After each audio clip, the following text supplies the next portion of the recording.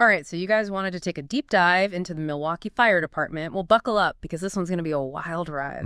We're not just talking fire hydrants and hoses here. We're going deep inside with the personal journal of Fire Chief Roy O'Kane. Talk about a front row seat to some serious drama. Yeah, this is pure gold from an analytical standpoint. I mean, Right. we have a unique opportunity here to really understand the inner workings of the MFD, like through the eyes of the chief himself. His personal reflections, his biases. It's fascinating and potentially very revealing. He does not hold back. From page 1, O'Kane paints this picture of a fire department grappling with change, this kind of generational shift. He even says it himself. He's caught between the good old boys and the new young guys. It's a classic tale, honestly. This generational divide. It's something we see everywhere, not just fire departments. Right. It's about values, communication styles, how to approach problems, and often how these differences can lead to either conflict or innovation. Or sometimes both. And O'Kane is right there in the thick of it.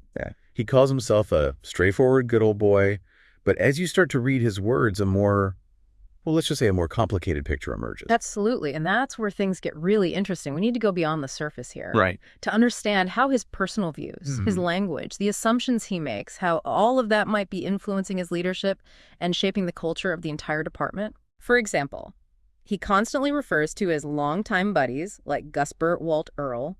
He calls them the good old boys.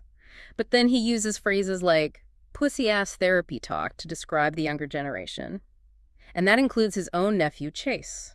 Yeah, that kind of language can be really telling. It often points to a deeper resistance to change, a dismissal of what some might call softer approaches to leadership and communication. Yeah. But in a hierarchical structure like the fire department, where clear communication and trust are absolutely essential. Especially when lives are on the line. Exactly. This is life or death stuff we're talking about.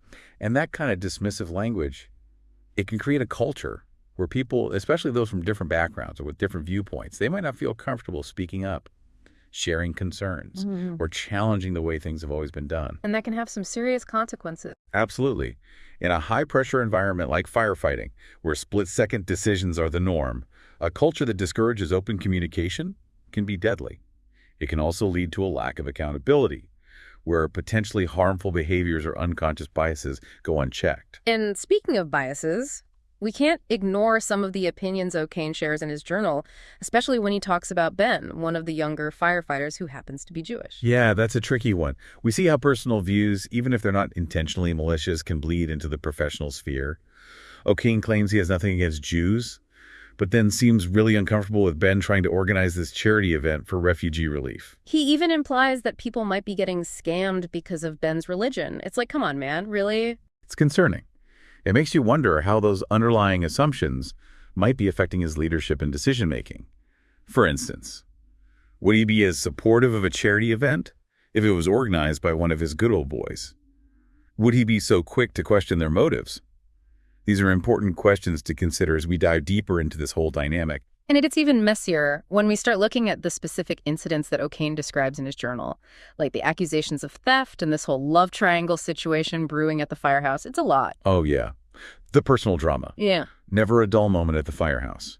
But on a serious note, it's fascinating to see how O'Kane navigates these situations because it reveals so much about his leadership style and how he views the people around him. So let's unpack some of this drama, shall we? Starting with Gus and Bert, the alleged partners in crime with a taste for aioli on their hot dogs. Though we should say, the potential corruption angle here is no laughing matter. O'Kane seems strangely unconcerned about the accusations that Gus and Bert stole jewelry from a fire scene. He basically dismisses it as boys will be boys behavior. Right. And that raises some serious red flags. It does, right. And it's not just about a couple of bad apples. It's about how O'Kane's attitude, his willingness to overlook potential wrongdoing, could be contributing to a culture where accountability is lacking and where serious issues are conveniently swept under the rug. Exactly. And this brings us to a critical point, the immense importance of leadership in shaping organizational culture. If the chief himself is seen as dismissive of potential wrongdoing, it sends a clear message to everyone else that these behaviors are tolerated. And that can have far-reaching and long-lasting consequences for the entire department. Yeah. I mean, we're talking about a profession built on trust. Yeah. Right? The public needs to have faith that firefighters are there to protect and serve, not to take advantage of people when they're vulnerable. So yeah, O'Kane's kind of cavalier attitude towards these accusations, it's definitely not a good look. It makes you wonder, what else might be going on that we're not seeing? Is this alleged theft just the tip of the iceberg? Or is it indicative of a deeper, more systemic problem within the MFD? Unfortunately, O'Kane's journal doesn't exactly give us all the answers. Right. But it does raise some very important and, let's be honest, uncomfortable questions. And that's where you, the listener, come in. Right. It's not about jumping to conclusions or pointing fingers, but it's about engaging with this material critically. Thinking for yourselves. As you hear these stories, these glimpses into O'Kane's perspective, what patterns are you noticing? What resonates with your own experiences? Maybe in your workplace or even in your personal life. That's such a good point. We're not just passively listening to some salacious gossip here. It's about connecting the dots, seeing the bigger picture, understanding the larger implications of what we're learning about O'Kane and the culture he's cultivated within the MFD. Exactly. And you know what they say? Sometimes the juiciest stories are the ones about people's personal lives. Yeah. Like take Bert, for example. O'Kane describes his whole messy situation with Bert, alleged infidelity, potential paternity issues. It's like something out of a daytime soap opera. Seriously, talk about bringing the heat. But okay, beyond the drama, this whole thing with Bert brings up another important issue, don't you think? Because Bert's supposed affair involves Hannah, whose husband Bryce also works at the MFD. Oh, yeah. Things are about to get even more awkward. Right. So now we're talking about how personal conflicts can bleed into the professional sphere, creating tension, mistrust, and potentially even putting lives at risk. I mean, if Bert and Bryce are at each other's throats because of what's going on in their personal lives, how's that going to affect their ability to work together, to communicate effectively, to perform under pressure when it really counts? It's not exactly a recipe for success, is it? Especially in a profession where clear communication and trust are non-negotiable.